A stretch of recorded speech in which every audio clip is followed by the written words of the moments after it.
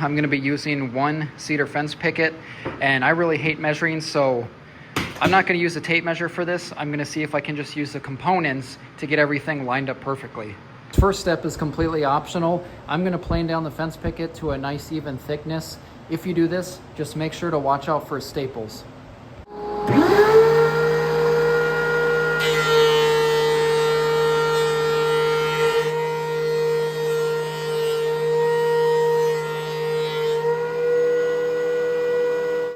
Now our next step is going to be to trim off the end of this.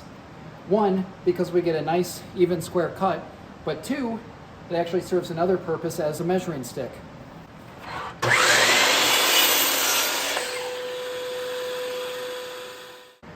Now that we trimmed off the end, we're going to use this as a measuring stick to figure out the right distance for our stop block to cut out the side pieces. So we're going to drop the saw down, and we're going to place the measuring stick against the teeth of the saw blade, and then put our stop block in place. Now we can take the clamp, move it over, and secure this. And so next, we're going to cut out 4 pieces for the sides.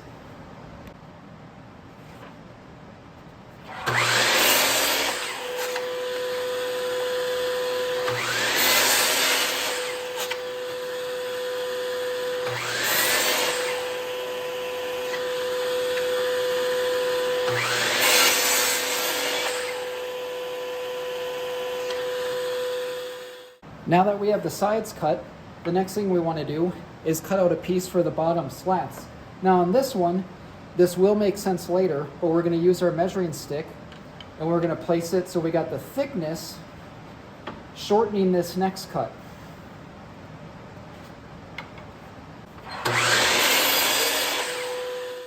Now our next cuts are going to be for the planer legs and the top trim pieces. I like to cut them at the same length just to make it easy. And to make this even easier, we still don't need to measure. We're just going to take the stop block and we're just going to bump it out a few inches, or at least what looks like a few inches. For the legs, we're going to cut out 2 pieces, and then for the top trim piece, we're going to cut out 1.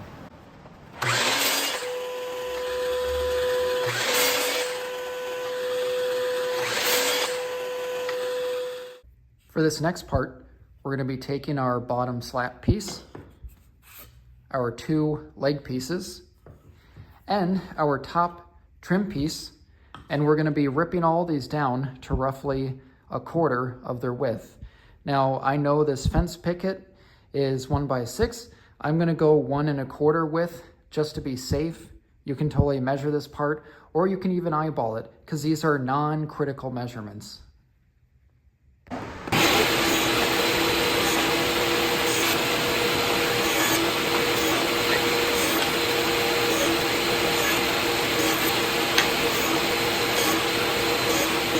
So this next step is going to be cutting the 45s on our trim pieces. Now this also doesn't have to be exact, but you want to get as close as you can to the corners so it doesn't become out of square.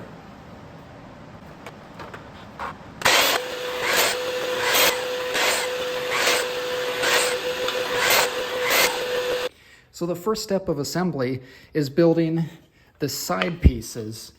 So what we're going to be doing is attaching the legs to the sides. It'll look pretty much like this. All 4 pieces will be exactly the same. And to do this, it's super easy. Again, we don't need to measure anything. What we're going to do is use our measuring stick in order to get the right thickness. We're going to be using that to line up these legs at the end, just like that.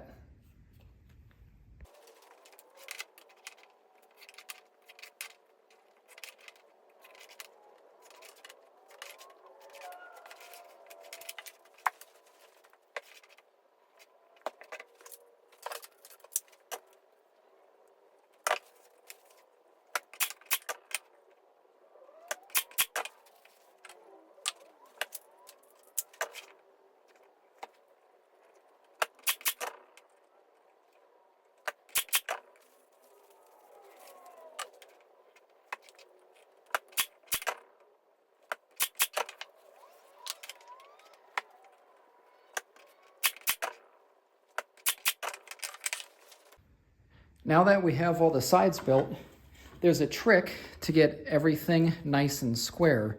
We're going to be overlapping the side pieces like this. So there's going to be a sandwich here, and you want to make sure you follow the same direction all the way around.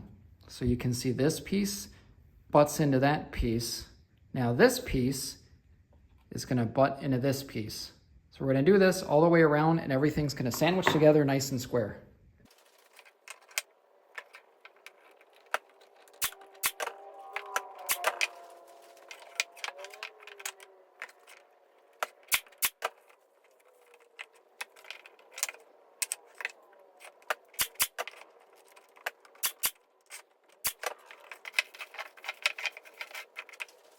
Now the next step of the build is taking these slat pieces and fitting them on the bottom of the planter.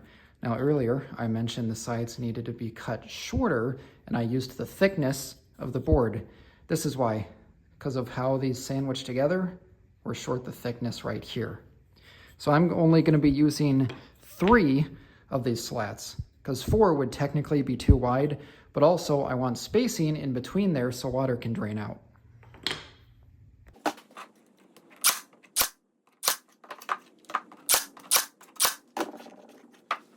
Now our last step is assembling our trim pieces on the top of the planter. Now, what I like to do is use a little super glue to hold the pieces together nice and square before I place them on top.